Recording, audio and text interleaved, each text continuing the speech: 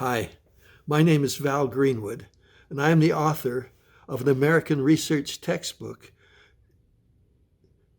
The Researcher's Guide to American Genealogy, which has been published by Genealogical Publishing Company in 4 separate editions.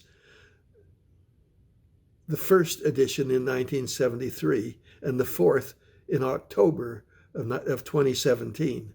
The Researcher's Guide is a definitive textbook relating to family history research in the United States. When the first edition of the Researcher's Guide was published in 1973, there were 2 important factors that made it distinctive. First, it was the very first original work that Genealogical Publishing Company had ever produced, a step for them into an entirely new realm. Prior to that, all of GPC's publications were reprints of important earlier works. Then second, the Researcher's Guide was the first truly comprehensive American genealogical research textbook to ever be published, filling a very important gap. Other American research textbooks have been published since then, with varying degrees of success, but the Researcher's Guide has withstood the test of time and is still considered by many authorities to be the most thorough and the most useful textbook on American genealogical research. Some have even called it a classic. I should also note that there have been some wonderful books published that are designed as research aids with specific areas of focus, but their range and their objectives do not lend themselves to use as textbooks because of their limited and specialized scope. Let me tell you something about myself and also about the book.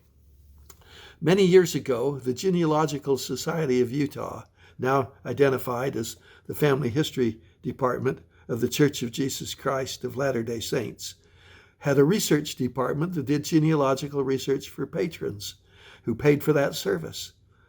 I had the privilege of working in that research department doing Southern States research. It was a great job.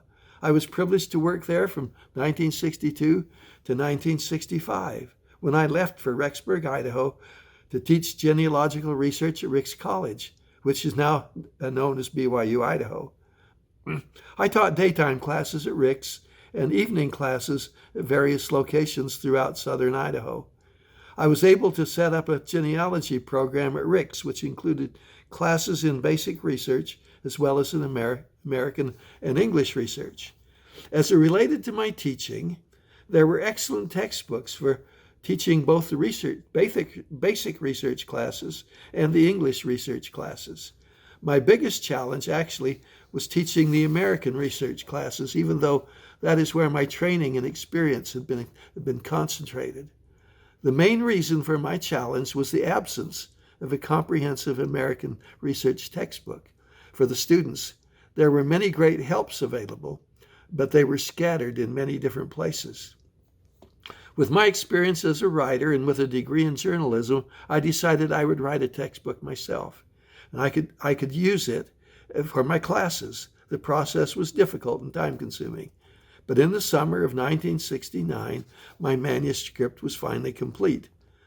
I'm not going to go into detail here of all that was involved, but I was able to show my completed manuscript to Keith Kern from Genealogical Publishing Company while I was in Salt Lake City for the first World Conference on Records in 1969.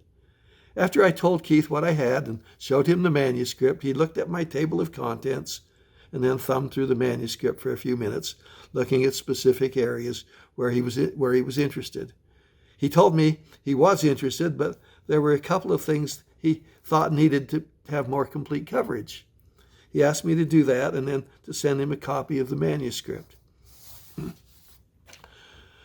Once I was back in Rexburg, I complied with Keith's request and then sent him the manuscript. Well, time went by and I heard nothing from either GPC or from Keith Kern. What I did not know at the time was that GPC had sent out copies of my manuscript to prominent genealogists for their opinions and was waiting for their feedback. However, since I heard nothing, I assumed the whole project was dead. In 1971, I left Ricks College for Moscow, Idaho, to attend the University of Idaho Law School. I reasoned that legal training would help me be a better genealogist, because so many of the records used by genealogists have legal origins and connections. It was my intention at that time to return to my teaching assignment at Ricks College after finishing law school. With my family settled in a trailer at a mobile home park in Moscow, Idaho, I attended law school. Then in the fall of that same year, this was 1971, I finally heard back from GPC. They informed me that they wanted to publish my book. They also told me that Milton Rubenkamp, who some of you will remember, all of you will have probably heard of, and said after reading the manuscript that he felt it was imperative for the researcher's guide to be published and that he wanted to write the book's introduction. This was a significant compliment because I was an unknown and Milton Rubenkamp was considered to be the genealogist. Thus, with this review process completed, the publication process began. But I won't go into the details of that process here. When the book finally came off the press in 1973, it received amazing publicity. It was well received by genealogists, probably because of Milton Rubenkamp's endorsement. And the timing proved to be perfect because of Alex Haley and his amazing book, Roots, and the TV miniseries that followed. Also, the Researcher's Guide was specifically mentioned on Good Morning America TV show, and also in a Time magazine article. One mainline publisher bought publication rights from GPC and put out a popular edition. The book was also considered by Book of the Month Club, but they later reneged. Everywhere American research was taught, the Researcher's Guide was the textbook, because there was no other. The National Genealogical Society, in fact, adopted it as the textbook for their correspondence course on American research and used it for several years.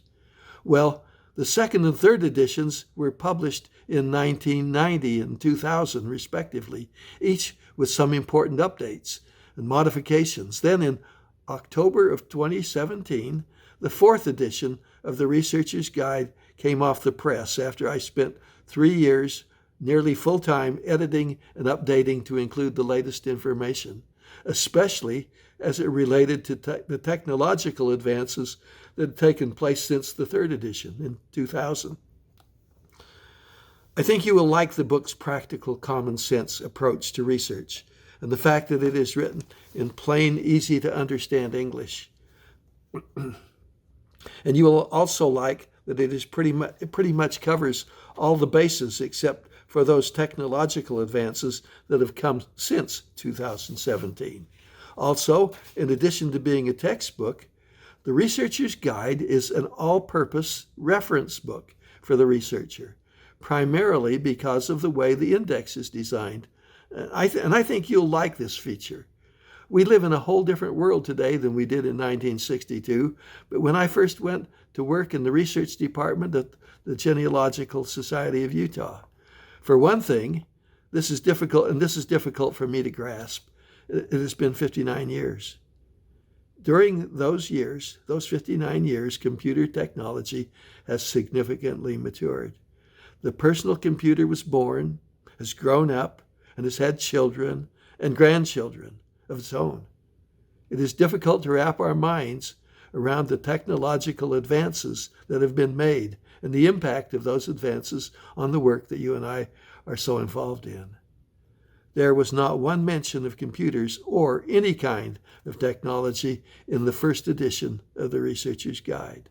The second edition had one short chapter that talked about how to select a genealogy program that might facilitate your work, as well as how to select a personal computer on which to use your chosen program.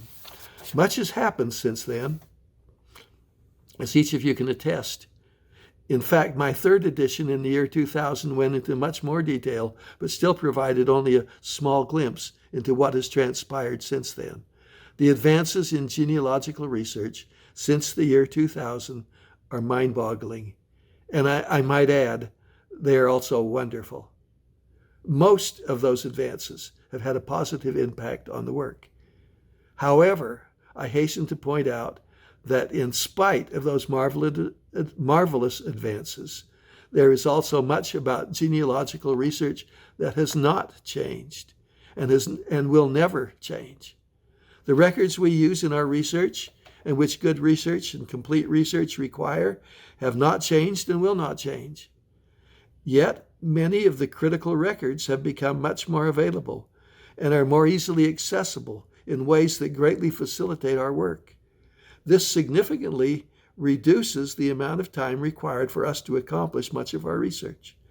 However, the requirement for adequate evidence is still demanding, and proof is still often very difficult, or even impossible in many cases because of insufficient and inadequate records, as well as other important records not being readily available. Correct family connections still require proof, and failure to acknowledge that fact still has significant negative consequences. We also need to be aware that much genealogical information on the internet is erroneous. No record is better than the research that produced it. Poor research yields poor results.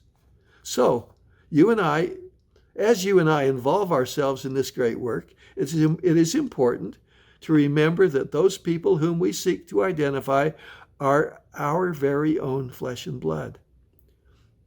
They are those to whom we owe our very existence, and they deserve our best work. We owe it to them to take no shortcuts. We owe it to them to get it right. And the Researcher's Guide is an important tool that will facilitate that process as we utilize the information it contains. The 4th edition of the Researcher's Guide to American Genealogy is available for purchase on the internet. You can find it at both genealogical.com and at amazon.com. And on the Amazon website, you need to make sure you specify the 4th edition, the book with the 2-colored cover. Looks like this. Thank you very much. I appreciate your attention.